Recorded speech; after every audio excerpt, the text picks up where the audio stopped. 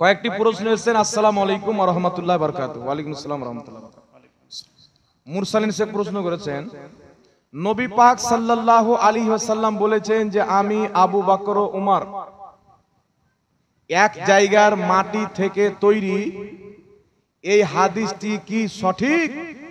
এই হাদিসের দ্বারা কি নূরকে অস্বীকার করা হয়?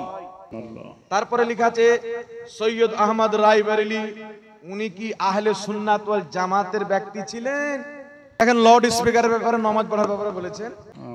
কয়েকটি প্রশ্ন এসেছেন। আসসালামু আলাইকুম ওয়া রাহমাতুল্লাহি ওয়া বারাকাতুহু। ওয়া আলাইকুম আসসালাম ওয়া রাহমাতুল্লাহি ওয়া বারাকাতুহু। মুরসালিন শেখ প্রশ্ন করেছেন, নবী পাক সাল্লাল্লাহু আলাইহি ওয়াসাল্লাম বলেছেন যে আমি আবু বকর ও উমর এক জায়গার মাটি থেকে তৈরি, এই হাদিসটি কি সঠিক? এই হাদিসের দ্বারা কি নূরকে অস্বীকার করা হয়? এই হাদিসটাকে ইমামে আহলে সুন্নাত আলা হযরত আজিমুল বরকত মুজাদ্দিদে দ্বীন ও মিল্লাত ইমাম আহমদ রাজা খা ফাজিলে বেরেলভী রাহমাতুল্লাহ আলাইহি নিজের কিতাব মালফুজাত শরীফের মধ্যে উল্লেখ করেছেন। আমি আর আবু বকর একই মাটির তৈরি। হাদিসের শব্দটা মাটি নাই, বাইদুন শব্দ আছে। তো নবী পাক সাল্লাল্লাহু আলাইহি ওয়াসাল্লাম একই মাটি মানে কোন মাটি বলেছেন? মদিনায় যেখানে নবীর রওজা আছে, রওজা। কথা বুঝে এসেছে বাবা? জি। তো নবী পাকের রওজা থেকে নিয়ে মসজিদে নবীর মেম্বার পর্যন্ত এটুকু দুনিয়ার হিস্সা না, এটুকু হচ্ছে জান্নাত। কথা বুঝে এসেছে? এই যে হাদিস লিখেছেন না, এই হাদিসকে অনেকেও জাল বলেছেন। জি। কিন্তু আমাদের ইমাম জাল বলেননি, গ্রহণ করেছেন, তাই আমরাও হাদিসটা গ্রহণ করি। কথা বুঝে এসেছে? তবে আমার আপনার নবী আবু বকর সিদ্দিক, নবী পাক এটাও বলেছেন যে যেখানে ইন্তেকাল করে যার কবর হবে তাকে সেখানকার মাটি থেকে তৈরি করা হয়েছে। এইরকম হাদিস পাওয়া যায়, তবে এগুলো হাদিস সহি পর্যায়ের নয়। তো আবু বকর সিদ্দিক রাদিয়াল্লাহু তাআলা আনহু আর আমি একই মাটির তৈরি। তো নবীর রওজা মদিনাতে, নবীর রওজা থেকে মসজিদে নবীর মেম্বার, এটা জান্নাতের অংশ। আর জান্নাত ওই অংশটুকু দুনিয়ার নয়, জান্নাতের। আর জান্নাত এই মাটি নাই, জান্নাতে সব নূরের। তাহলে যেই মাটিতে নবীর দেহ তৈরি করা হয়েছিল ওটাও নূর, তাই বলা হয় নূরে মুজাসসাম, অর্থাৎ নূরানি দেহওয়ালা নবী। জোরে বলেন সুবহানাল্লাহ। সুবহানাল্লাহ। কথা বুঝে আসেনি বাবা? জান্নাতি মাটি ওটাও নূর। আর সর্বপ্রথম যে নবীর নূর তৈরি করা হয়েছিল এটা হচ্ছে নবীর আত্মা। কথা বুঝে আসেনি? জোরে বলেন। জি জি। এটা হচ্ছে নবীর আত্মা। আহলে হাদিসদের গুরু ওয়াহিদুজ্জামা নিজের কিতাব হাদিয়াতুল মাহদির মধ্যে লিখেছে আল্লাহ সর্বপ্রথম নবীর নূর তৈরি করেছেন।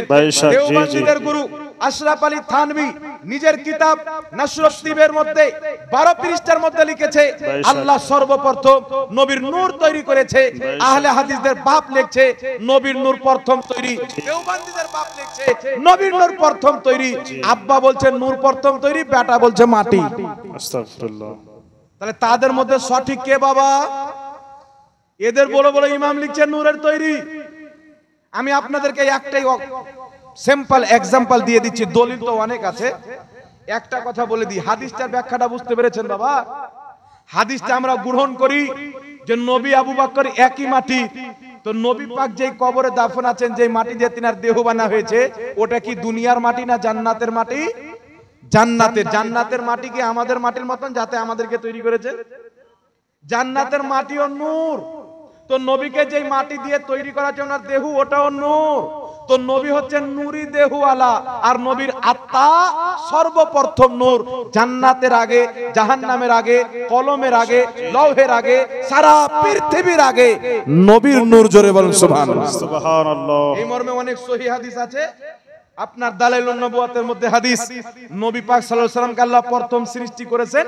এই হাদিসকে আলবানী হাসান বলেছেন। হাসান হাদিস ইসলামের দলিল। ইমাম আহমদ 10 লক্ষ হাদিসের হাফিজ বলেছেন।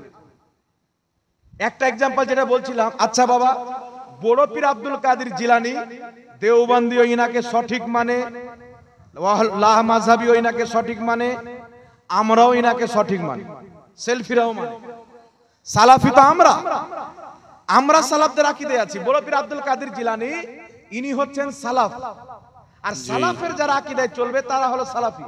বড় পীর আব্দুল কাদের জিলানী কি লিখছেন? আগে ওয়াহাবিদের একটা দলিল শুনে লক্ষ্য করে শুনবেন। তারা বলছেন আল্লাহ প্রথম কলম তৈরি করেছেন। ওকে বলবেন পুরো হাদিসটা পড়ো। আল্লাহ পাক সর্বপ্রথম কলম তৈরি করলেন, তারপর বললেন ইয়া কালাম উক্তুব, হে কলম তুমি লেখো। কি লিখবো?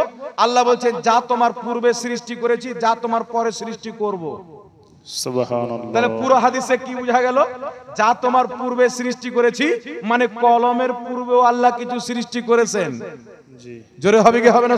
সুবহানাল্লাহ। তাহলে এই হাদিস নিয়ে কেউ যদি বলে কলম প্রথম তৈরি, কলমের পূর্বে কিছু ছিল না, ওই এই হাদিস কি মানে না, ও জাল ফতোয়া দিচ্ছে। কারণ এই হাদিসে আছে যে কলমের পূর্বেও কিছু তৈরি হয়েছে। সুবহানাল্লাহ। ওটা কি তৈরি হয়েছে? বড় পীর আব্দুল কাদের জিলানী রাহমাতুল্লাহ আলাইহি নিজের কিতাব সিররুল আসরার ওয়া মাজহারুল আনওয়ার কিতাবের মধ্যে মোটামুটি 900 বা 1000 বছর পূর্বে লিখেছেন। পৃষ্ঠা নাম্বার 7, বেইরুত লেবাননের ছাপ। বড় পীর আব্দুল কাদের জিলানী কয়েকটি হাদিস উল্লেখ করেছেন। ইন্না আউয়াল মা খালাকাল্লাহুল কলম ওয়া আউয়াল মা খালাকাল্লাহুল আকল ওয়া আউয়াল মা খালাকাল্লাহুন নূরি, নিশ্চয়ই আল্লাহ সর্বপ্রথম কলম তৈরি করেছেন, সর্বপ্রথম আকল তৈরি করেছেন, সর্বপ্রথম নবীর নূর তৈরি করেছেন। হাকিম আল মুস্তাদরাকা হাদিস, সর্বপ্রথম আল্লাহ পানি তৈরি করেছেন, সর্বপ্রথম আল্লাহ আকাশ এই আরশ তৈরি করেছেন। বড় পীর আব্দুল কাদের জিলানী বলছেন তোমরা টেনশনে পড়িও না, বিভ্রান্তিতে পড়িও না যে কলমকে আগে বলবো না নূরকে আগে বলবো না পানিকে আগে বলবো, কারণ এটাকেও আগে বলা হয়েছে, এটাকেও প্রথম বলা হয়েছে, এটাকেও প্রথম বলা হয়েছে। গাউসে আজম বলছে বিভ্রান্তি হওয়ার প্রয়োজন নাই। আমি আব্দুল কাদের জিলানী সাইয়্যিদুল আরিফিন কুদওয়াতুল আউলিয়া, আউলিয়া কেরামদের সরদার আমি ইমাম আব্দুল কাদের জিলানী ফয়সালা করে দিচ্ছি কলম প্রথম, আকল প্রথম, আরশ প্রথম, নবীর নূর প্রথম। হাকিকতে কোনটা প্রথম? তিনি বলছেন ওয়াহুয়া হাকিকতে মুহাম্মাদিয়া। এই সমস্ত জিনিসের আসল হলো নূরে মুহাম্মাদি। নবীর নূর থেকে কলম তৈরি করা হয়েছে, আকল তৈরি করা হয়েছে। জোরে বল সুবহানাল্লাহ। তাহলে লামাযাবকে জিজ্ঞাসা করেন বড় পীর আব্দুল কাদের জিলানী নবীর নূরকে প্রথম মেনে জান্নাতি না জাহান্নামী? জি জান্নাতি। ওয়াহাবি এখন যুক্তি বের করেছে যে নবী যাকে জান্নাতি বলেছেন তাছাড়া কাউকে জান্নাতি বলা যাবে না, এটা যুক্তি। কিন্তু ইসলাম বলছে প্রত্যেক মুসলমান যারা সুন্নি সহিহুল আকীদা, যাদের আকীদা সঠিক, তাদেরকে জান্নাতি বলা যাবে যদিও গুনাহগার থাকে। জি জি, যদিও গুনাহগার থাকে, আকীদা সঠিক থাকার কারণে তাকে জান্নাতি বলা যাবে।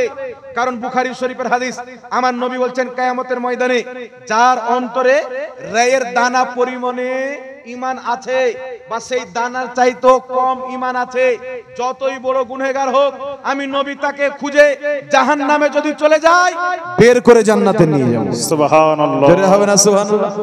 তাই একজন ঈমানদার মুসলমান যতই পাপী থাক, গুনাহগার থাক, তাকে জান্নাতি বলা জায়েজ আছে, তবে জাহান্নামী বলা জায়েজ নাই। কেউ যদি জুয়া খেলে ওকে জাহান্নামী বলা যাবে না, মুস্তাহিকে জাহান্নাম বলতে হবে। কেউ যদি জিনা করে মুসলমান থাকে তাকে মুস্তাহিকে জাহান্নাম বলতে হবে, মানে গুনাহ করে জাহান্নামের অধিকারী হলো। কিন্তু একজন মুসলমান যতই গুনাহ থাক চিরস্থায়ী জাহান্নামী হয় না। একটা হচ্ছে খুলুদ ফিন্নার, একটা হচ্ছে দুখুল ফিন্নার, একটা হচ্ছে চিরস্থায়ী জাহান্নামী, একটা হচ্ছে অস্থায়ী জাহান্নামী। যাদের ঈমান নাই, নামাজ যতই পড়ুক, রোজা যতই রাখুক, যেমন নামদারি আহলে হাদিস ওয়াহাবি দেওবন্দি, এরা চিরস্থায়ী জাহান্নামী। সুন্নি মুসলমান আহলে সুন্নাত ওয়াল জামাত গুনাহগার যদি থাকে, জাহান্নামে যদি যায়, গুনার কারণে জাহান্নামে জ্বলে জ্বলে ওই গুনার যখন সাজা ভোগতে হবে, তারপর আল্লাহ তাকে নিজের রহমতে জান্নাত দান করবে। জোরে বলুন সুবহানাল্লাহ। তাহলে কথা বুঝে এসেছে কি আসেনি বাবা? তা বড় পীর আব্দুল কাদের জিলানী দেওবন্দি বলছে আমরাও মানি, ওয়াহাবি বলছে আমরাও মানি। তো তোমরা যখন মানো তো ওনার কথা কেন মানো না? উনি বড় আলিম ছিল না, আজকের বিমল দাসের বেটা বড় আলিম। জোরে বলেন। শুধু তাই নয়, সকলের গ্রহণযোগ্য ইমাম ইমাম ইবনে হাজার আসকালানী আহলে হাদিস তাকে মুহাদ্দিস মানে, দেওবন্দিও মুহাদ্দিস মানে। তিনার বক্তব্য ইমাম মোল্লা আলী কারি মিশকাতের সারা মিরকাতের প্রথম খণ্ডের মধ্যে লিখেছেন। ইমাম ইবনে হাজার বলছেন নবী পাক সাল্লাল্লাহু আলাইহি সাল্লাম প্রথম সৃষ্টির ব্যাপারে অনেক হাদিস বর্ণনা করেছেন। হাদিসে মতভেদ আছে, তবে সঠিক মত হলো আল্লাহ সর্বপ্রথম আমাদের নবীর নূর তৈরি করেছেন। জোরে বলতে হবে সুবহানাল্লাহ। সুবহানাল্লাহ। তাহলে ইবনে হাজার আসকালানী বিজ্ঞ মুহাদ্দিস, আসমাউর রেজালের ইমাম, ইনাদের কথা মানবেন না বাংলাদেশের ওড়নাওয়ালা মহিলা মৌলবীর কথা মানবেন? জি, এদের কথা মানবেন না বিমল দাসের বেটা তিরঙ্গা দাসের কথা মানবেন? ইমামদের কথা মানতে হবে। তাই নবীর নূর প্রথম তৈরি, এটা আলবানি পর্যন্ত মেনেছে। আলবানির বেটারা যদি না মানে তো তারা বুঝবে, বাপের কথা বেটা যদি না মানে। আচ্ছা বলেন তো বাবা, আমার নবীর গুনাহ আছে? এদেরকে এমনি আমি যারও সন্তান বলি নাই, গাধাদেরকে। আল্লাহ কোরআনে বলছেন উতুল্লিন বাদা যালিকা জানিম, যারা আমার নবীর গুস্তাখি করে এদের জন্মের দোষ থাকে, তাই গুস্তাখি করে। এ বলছে, একে জিজ্ঞাসা করা হলো কোন পীর কি জান্নাতে নিয়ে যাবে, শাফাত করবে? বলছে পীর বলি তো দূরে থাক, আমাদের নবী নিজেই টেনশনে থাকবে আমার নেকির পাল্লা ভারী হচ্ছে না গুনহার পাল্লা ভারী হচ্ছে। ইবনে মাজাহ শরীফের মধ্যে সহিহ হাদিস, আলবানী হাদিস থেকে সহিহ বলেছেন, নবী পাক বলছেন শাফাআতি লি আহলিল কাবাইর মিন উম্মতি, আমার শাফাত আমার উম্মতের বড় বড় পাপীদের জন্য। বড় বড় পাপীদেরকে আমি শাফাত করে জান্নাতে নিয়ে যাব। বুখারীর হাদিস, যার অন্তরে রায়ের দানা আছে তাকে জাহান্নাম থেকে বের করে জান্নাতে নিয়ে যাব। তাহলে হাদিস মানবেন না, এই গাধাদের কথা মানবেন? জোরে বলেন। আল আম্বিয়াউ মাসুমুন, ইসলামের আকীদা প্রত্যেক নবী মাসুম, তাদের দ্বারা দিয়ে গুনাহ হয় না। কেউ যদি বলে আমাদের নবী গুনাহ করেছেন, ও মুসলমানের বাচ্চাই নয়, ও হচ্ছে আবু জেহেল, উতবা, সাইবা, আবু লাহাব। এ কাযযাব বিন ইহুদি মুসলমানই নয়। তাহলে ওর ঈমান থাকবে? এর বক্তব্য শোনা যাবে? এর যারা আলো আওলাদ পশ্চিমবঙ্গে ছড়িয়েছে কিছু ইয়াং ছেলে পিলে, এরা যে কোন জাহান্নামে যাবে আল্লাহই ভালো জানেওয়ালা। আমি বলবো বেটা, তোমরা খবরদার এদের বক্তব্য শুনে বিভ্রান্তি হয়েছো, আমাদের সাথে সম্পর্ক করো। জানতে চাও তোমার কি জানার আছে, তোমাকে সন্তুষ্ট না করতে পারি তখন তুমি বলবে। কিন্তু যেই ব্যক্তি তোমার নবীর গুনহার কথা বলছে, আরে ফ্যাল ফ্যাল করে তাকানো কুকুরের চরিত্র, মানুষের না। আমার মুস্তাফা জাহান্নামের দিকে তাকিয়েছেন, আল্লাহ তাকে হেদায়েত দিয়ে জান্নাতি বানিয়ে দিয়েছেন। আমার মুস্তাফা যিনি আল্লাহর দিকে তাকিয়ে দেখেছেন, সেই মুস্তাফা মিজানে ফ্যাল ফ্যাল করে তাকাবে? ফ্যাল ফ্যাল করে তো আহলে হাদিসদের জাহান্নামী মৌলবীরা তাকিয়ে থাকবে। ফ্যাল ফ্যাল করে দেখবে বাপ দাদা সব জাহান্নামে যাচ্ছে, আমার নবী তাকাবে না। সমস্ত উম্মতে মুহাম্মাদি মুস্তাফার দিকে তাকাবে, মুস্তাফা খোদার দিকে তাকাবে। খোদা বলবে মুস্তাফা যাও, তোমার যাকে ইচ্ছা করে জান্নাতে নিয়ে চলে যাও। নবী বলবেন খোদা আমার এক উম্মতি জাহান্নামে থাকলে আমি জান্নাতে যাব না। জোরে হবে না সুবহানাল্লাহ? তাহলে বলেন তো বাবা, এই মুসলমান, এই লোকটা নবীকে মাটি প্রমাণ করার জন্য বলছে নবী মাটির তৈরি, মুখ দিয়ে গন্ধ বের হতো। জিবরিল বলছে মুহাম্মদ মুখটা পরিষ্কার করো, তোমার মুখ দিয়ে গন্ধ বের হচ্ছে। বলে নাউযুবিল্লাহ। এটা কুফরি। উম্মতের সমস্ত উম্মত ইজমা ঐক্যমতের ফতোয়া, কোন ব্যক্তি নবীর অপমান করে ওই ব্যক্তি কাফির হয়, তাকে যারা মুসলমান মনে করবে তারাও কাফির হয়। নবীর মুখ দিয়ে দুর্গন্ধ, যেই মুখে আল্লাহ কথা বলে। সাহাবী বলছেন নবী কথা বলতেন, নবীর মুখ দিয়ে নূরের জ্যোতি বেরিয়ে বেরিয়ে পড়তো, আমরা দেখতে পেতাম। নবী মুস্তাফার ঘাম দিয়ে খুশবু বের হতো। বুখারী মুসলিমের হাদিস, নবীর ঘামকে সাহাবা আতর হিসাবে ব্যবহার করত, কারণ সাহাবা বলেন নবীর ঘামে যে খুশবু ছিল পৃথিবীর কোনো আতরে ওই খুশবু নাই। জোরে বলতে হবে সুবহানাল্লাহ। তাই কবি বলেছেন সৈয়দে আনাম গো নবী নূরে মুজাসসাম, সাহাবারা আতর বানায় ওই নবীজির ঘাম। জোরে বলেন সুবহানাল্লাহ। এই কথা বলে আব্দুর রাজ্জাক বিন ইউসুফ একটা কথা মনে রাখবেন, কোন ব্যক্তি যদি হাদিসে মুতাওয়াতিরকে অস্বীকার করে শরীয়তের দৃষ্টিতে ওই ব্যক্তি কাফির হয়। আর নবী শাফাআত করবেন, এটা হাদিসে মুতাওয়াতির থেকে প্রমাণিত। আব্দুর রাজ্জাক বিন ইউসুফ নবীর শাফাআতকে অস্বীকার করে কুফরি করেছে, কাফির হয়েছে। এই কথা বলার পরে সে যতদিন পর্যন্ত তওবা না করবে, ওকে যারা মুসলমান মনে করবে, তার এই বক্তব্য শোনার পর তারাও কাফির হবে। এটা শরীয়তের চূড়ান্ত ফয়সালা। আহলে হাদিসদের বক্তারা বলে থাকেন যে ইমামে হানিফা রাহমাতুল্লাহ আলাইহি 17টি হাদিস মুখস্থ জানতেন। এই কথাটি কতটুকু সত্য? সুবহানাল্লাহ, একবার নাউজুবিল্লাহ বলবেন না? ইমামে আজম আবু হানিফা, যিনি কম বেশি 17 জন চাইতে বেশি সাহাবীকে দেখেছেন, ইনার ব্যাপারে বলছেন 17টা হাদিস জানতো। আর কাজ্জাব বিন ইহুদি বলছে যে আমাকে হাজার হাজার মুখস্থি আছে হাদিস, অথচ জটা হাদিস পড়ে ভুল পড়ে, জটা হাদিস পড়ে ভুল। ইমামে আজম আবু হানিফার থেকে যে হাদিস বর্ণনা করে মুসনাদে ইমামে আজম হাদিসের কিতাব এসে 900 চাইতে বেশি হাদিস আছে। সুবহানাল্লাহ, কটার চাইতে বেশি? 900 চাইতে বেশি। সৌদি আরব থেকে ছাপ আমার কাছে আছে। তাহলে এখানে তো স্পষ্ট 900টা চাইতে বেশি হাদিস মুসনাদে ইমামে আজমে রয়েছে। তাহলে যেই বলে 17টা হাদিস জানে, এ হচ্ছে মিথ্যুক। আর আল্লাহ কুরআনে বলেছেন লানাতাল্লাহি আলাল কাযিবিন, মিথ্যুকদের প্রতি আল্লাহর লানাত, আহলে হাদিসদের প্রতি আল্লাহর লানাত। কয়টা হাদিস মুখস্থি জানতো? আবু হানিফা কি বলেছেন শুনেন। তিনি ইন্তিকাল করবেন, নিজের বেটাকে ডেকে বলছেন, বেটা আমি আবু হানিফা 5 লক্ষ হাদিস মুখস্থ জানি। আমি আবু হানিফা 5 লক্ষ হাদিস মুখস্থ জানি, তার মধ্য থেকে মাত্র 5টি হাদিস দিয়ে আমি তোমাকে নসিহত করছি। তাহলে আবু হানিফা বলছেন 5 লক্ষ হাদিস মুখস্থ জানি, আর আহলে ইহুদির বাচ্চা সন্তান বলছে 17টা জানতো। এদের কি জান্নাত পাবে বাবা বলেন তো? এদের চাইতে মিথ্যুক কেউ আছে পৃথিবীতে? জি।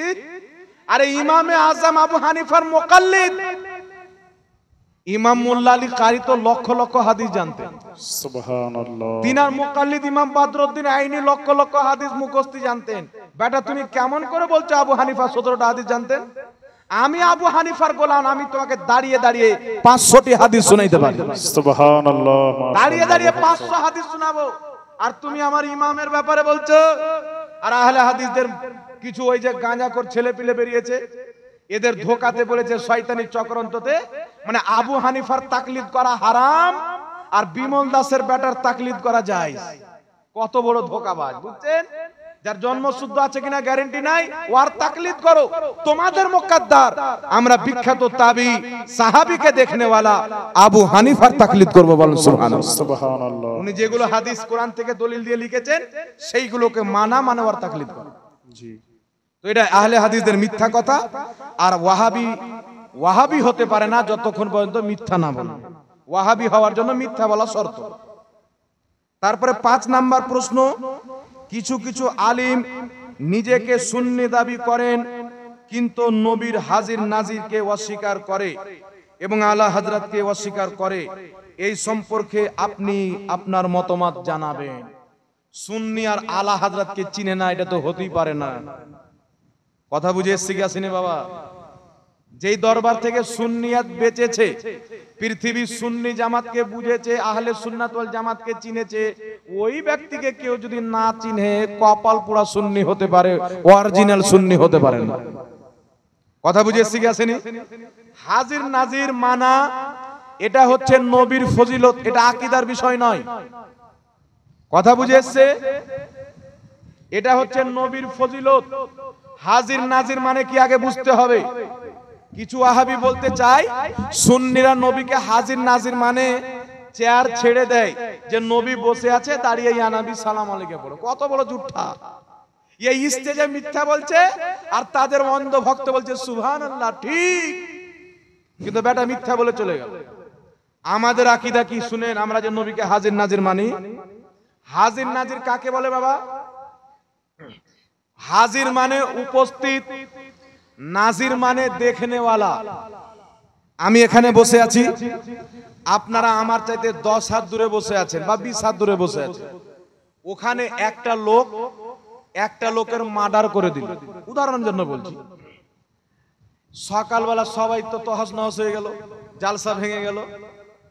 মন্ডল মাতাবর বলছে, হুজুর আপনিও তো ছিলেন, কে কাকে মার্ডার করলো তো আপনি একটু বসেন, সকালে সাক্ষীটা দিয়ে যেন, মানে আপনাকে তো মানুষ বিশ্বাস করবে হুজুর বলে কথা নাকি বলে।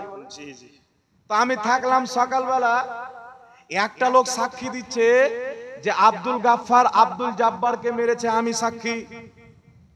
তো মন্ডল মাতাবর বলছে, তুমি কি দেখেছো? বলছে না, আমি ছিলাম কিন্তু 2 চোখে কানা। তো মন্ডল মাতাবর বলছে, ভাগ এখান থেকে, কানার সাক্ষী চলে না। কথা বুঝে এসছে কি আসেনি? আর একজন ব্যক্তি দাঁড়িয়ে গেল, দাঁড়ার পরে বলছে যে আমি জানি কে কাকে কাতল করেছে। বলছে তুমি কি জানো, দেখেছো? বলছে আমার সব ঠিক আছে, দেখতেও পাই, কিন্তু আমি পাগল, আমার ব্রেন সময় কাজ করে, সময় কাজ করে না। মন্ডল বলছে তুই ভাগ, মার্ডার করেছে আব্দুল্লাহ, তুই বলবি আব্দুর রহমান মার্ডার করেছে, মানে ব্রেন কাজ করে না। তাহলে কি বুঝতে পারলেন? আরেকজন ব্যক্তি বলছে আমি জানি আব্দুল গাফফার মানে আব্দুল জাব্বার আব্দুল গাফফারকে হত্যা করেছে, আমি নিজের চোখে দেখেছি। কি করেছি? নিজের চোখে। তাহলে তার কথা মানা যাবে কি যাবে না? আর যদি বলে আমি দেখিনি শুনেছি, মানা যাবে? তাহলে কি বুঝতে পারলেন? দেখতে যদি না পাই সাক্ষী চলবে না, বুঝতে যদি না পারে, ব্রেন যদি কাজ না করে সাক্ষী চলবে না, উপস্থিত যদি না থাকে সাক্ষী চলবে না। সাক্ষী হওয়ার জন্য উপস্থিত থাকা শর্ত, অর্থাৎ প্রেজেন্ট থাকা, হাজির থাকা। আর দেখাও শর্ত, অর্থাৎ নাজির থাকা। কথা বুঝে এসছে? শুনলে হবে না, দেখতে হবে, প্লাস ব্রেনও কাজ করতে হবে, প্লাস হাজির উপস্থিত থাকতে হবে, তারপরে আপনাকে সাক্ষী মানা যাবে। কথা ঠিক? আল্লাহ বলছেন ইন্না আরসালনাকা শাহিদাও ওয়া মুবাশশিরাও ওয়া নাযীরা। আল্লাহ বলছেন মাহবুব, আমি তোমাকে সাক্ষী বানিয়ে পাঠিয়েছি। তাফসীরের কিতাবে লেখা আছেন, হাদিস শরীফের মধ্যে আছেন, প্রত্যেক নবী নিজ নিজ উম্মতের আমলের সাক্ষী দিবেন। হাদিসের মধ্যে আছে মুসা নবীর উম্মতকে কিয়ামতের ময়দানে আল্লাহ ডাকবেন, এই তোমরা বলো আমার নবী মুসা তোমাদের পর্যন্ত আমার দিন পৌঁছালছে কিনা। মুসা নবীর উম্মত অস্বীকার করবে, না আল্লাহ আমাদেরকে দাওয়াত দেয়নি। এমনি সময়তে আল্লাহ আমাদের নবীকে ডাকবে, বলবে হাবিব আমার নবী মুসা তার উম্মতকে দাওয়াত দিয়েছিল কি দেয়নি?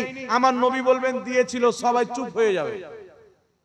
মানে মুসা নবীর উম্মত মানে যে আমাদের নবী হাজির নাজির। জোরে বলেন না সুবহানাল্লাহ। সুবহানাল্লাহ। এই জন্য বিরাদর ইসলাম, আমরা কি করি না করি সমস্ত উম্মতের আমলের সাক্ষী নবীগণ কিয়ামতের ময়দানে দিবে। তাহলে আমাদের নবী না দেখে সাক্ষী দিবে না দেখে সাক্ষী দিবে? জি। এখন বলেন তো বাবা, আপনারা বলবেন যে নবী পাক দেখতে পায়, কারণ মাজমাউ যাওয়াইদের হাদিস, নবী পাক বলছেন আমি দুনিয়ায় এমন ভাবে দেখি যেমন হাতের থাবা দেখতে পাওয়া যায়। সুবহানাল্লাহ। কিয়ামত পর্যন্ত যা হবে আমি এমন ভাবে দেখি যেমন হাতের থাবা দেখতে পাওয়া যায়।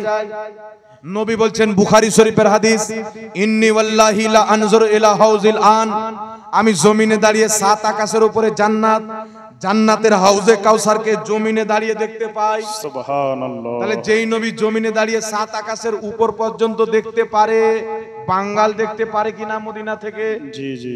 জোরে বলতে হবে।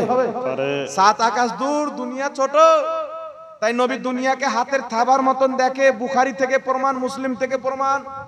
আমার নবী বলছেন রাইতু মাশারিকহা ওয়া মাগারিবহা, আমি পূর্ব পশ্চিম দেখে নিলাম। হাদিসটি মুসলিমের মধ্যে। তাই আমার আপনার নবী রওজাতে উপস্থিত হাজির, পৃথিবী তিনার হাতের থাবার মতন তিনি দেখতে পায় নজরের সামনে, তাই নবীকে বলা হয় হাজির ও নাজির। জোরে বলেন সুবহানাল্লাহ। এখন একটা প্রশ্ন উঠবে যে নবী দেখতে পাই, বিশ্বাস করে নিলাম আল্লাহ শক্তি দিয়েছে, যখন জমিন থেকে 7 আকাশের উপর দেখতে পারে, তো 2 মণ মাটির তল থেকে বাঙ্গালও দেখতে পারে নাকি? কারণ 7 আকাশ ছিদ্র করার চাইতে এই 2 মণ মাটি ছিদ্র করা স্বাভাবিক। কথা বুঝে এসছে কি আসেনি বাবা? তো বলবে হুজুর হাজির মানে উপস্থিত, নাজির মানে দেখা। নবী তো দেখতে পাচ্ছেন, মেনে নিলাম, কিন্তু হাজির কই? নবী তো এখানে উপস্থিত নাই।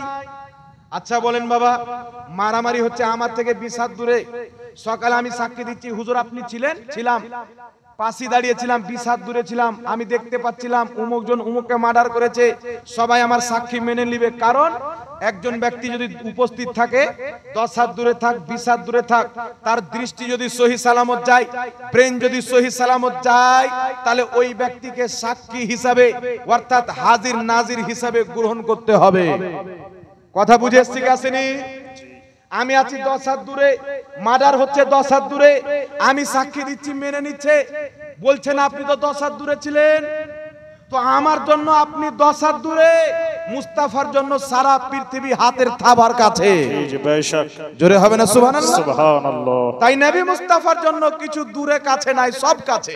জি। নবী কিয়ামত পর্যন্ত দেখেন, তাই কিয়ামত পর্যন্ত নবী রওজাতে সহশরীরে হাজির, পৃথিবী আল্লাহ তিনাকে দেখায় তিনি নাজির, তাই নবী হাজির ও নাজির। কথা বুঝেছে? নবী এখানে বসে আছেন, কোন সুন্নি বলে না ওয়াহাবি মিথ্যা প্রচার করেছে, আর মিথ্যা না বললে ওয়াহাবি হয় না। কথা বুঝে এসছে কি আসেনি বাবা? তার কারণে নবী হাজির ও নাজির।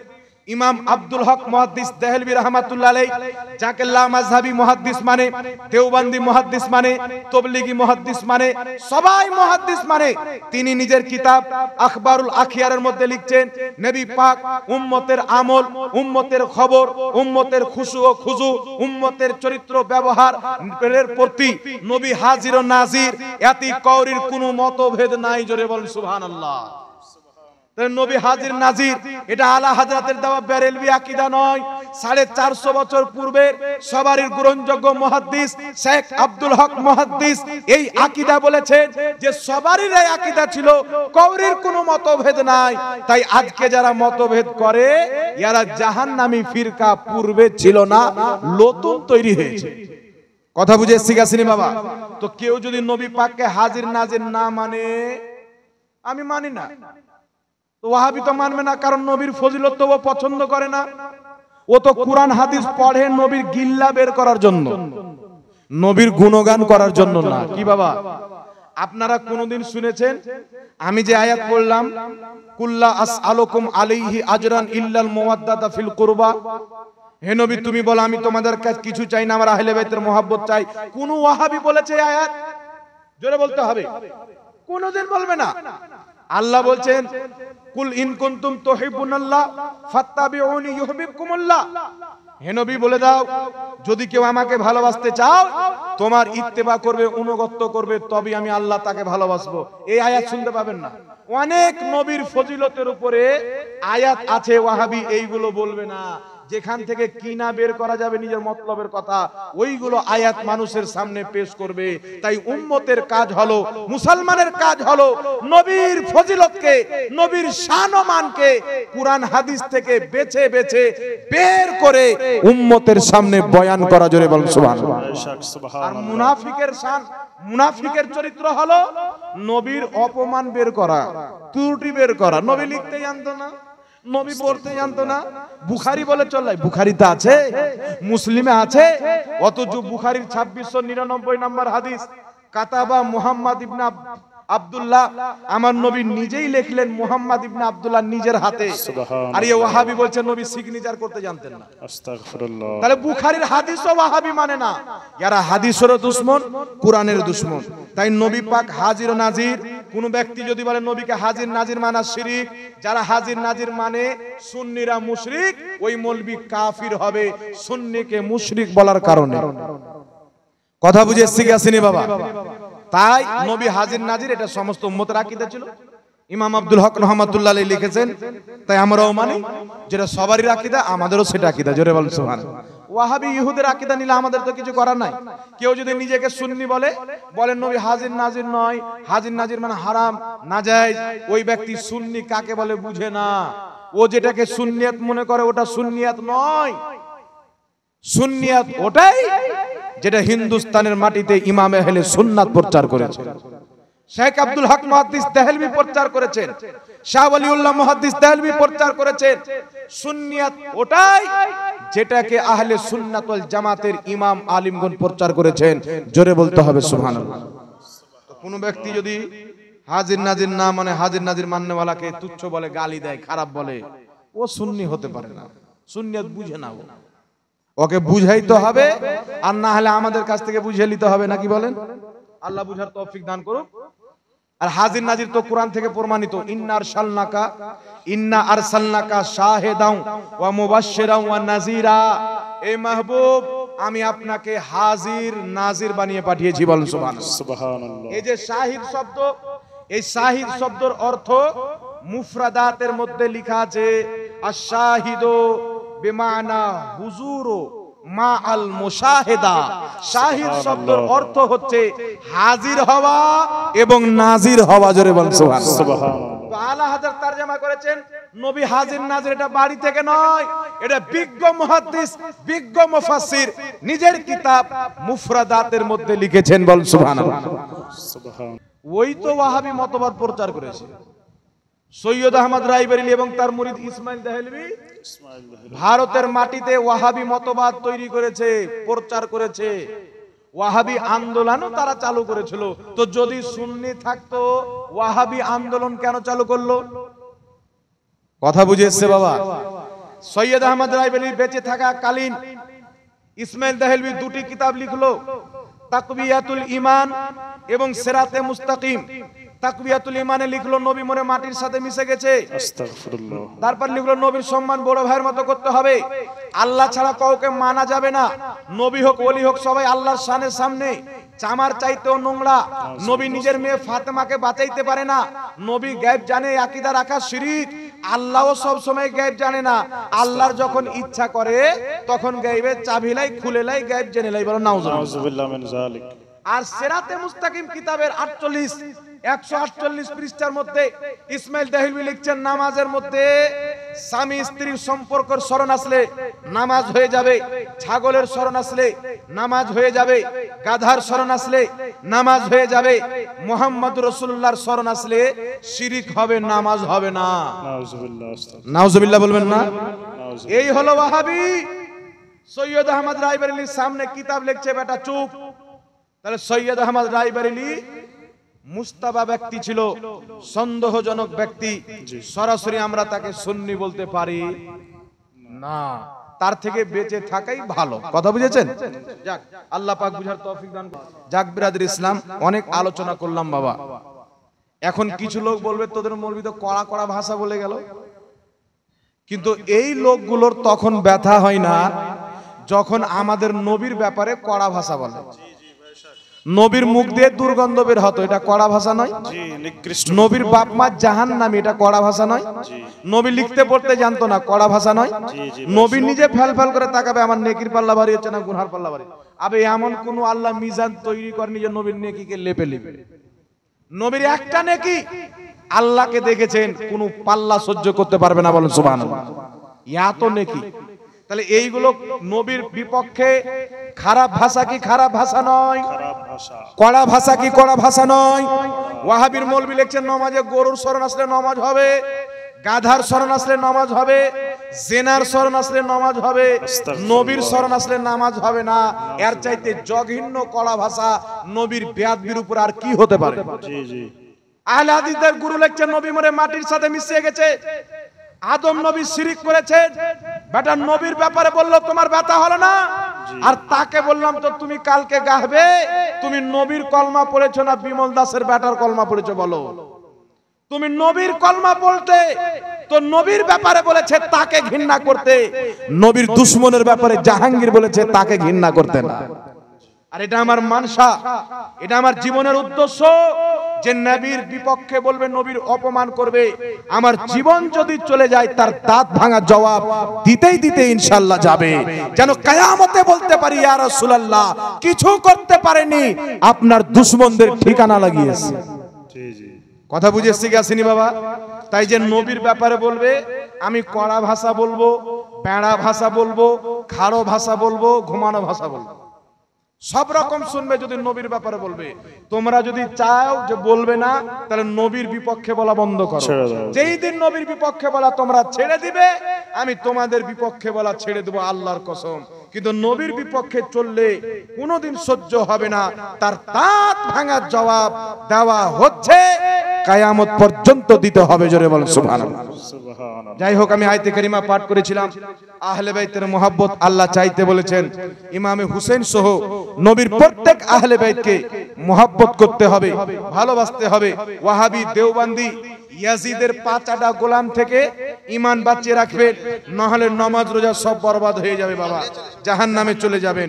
এই বলে আমি নিজের বক্তব্য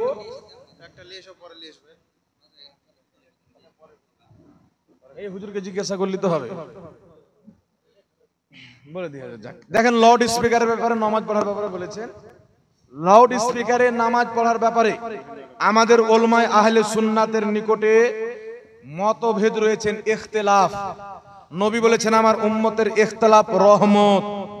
এগুলো ঈমান আকীদার মাসলা নয়, এইগুলো হচ্ছে ফুরুই মাসলা। ফুরুই মাসলাতে ইখতিলাফ ছিল, আছে, থাকবে। আমাদের আহলে সুন্নাতের অনেক আলিম উলামা বলেছেন মাইকে নামাজ পড়ানো জায়েজ নামাজ হয়ে যাবে। অনেক বলেছে মাইকে নামাজ পড়া হারাম, নামাজ হবে না। যারা বলেছেন মাইকে নামাজ হবে না, তাদের দলিল হলো মাইকে যে শুনে রুকু সাজদা করবে, মাইকের আওয়াজ, তাদের নামাজ হবে না। কারণ মাইক হচ্ছে নামাজের বাইরে, নামাজের অন্তর্ভুক্ত মাইক নয়।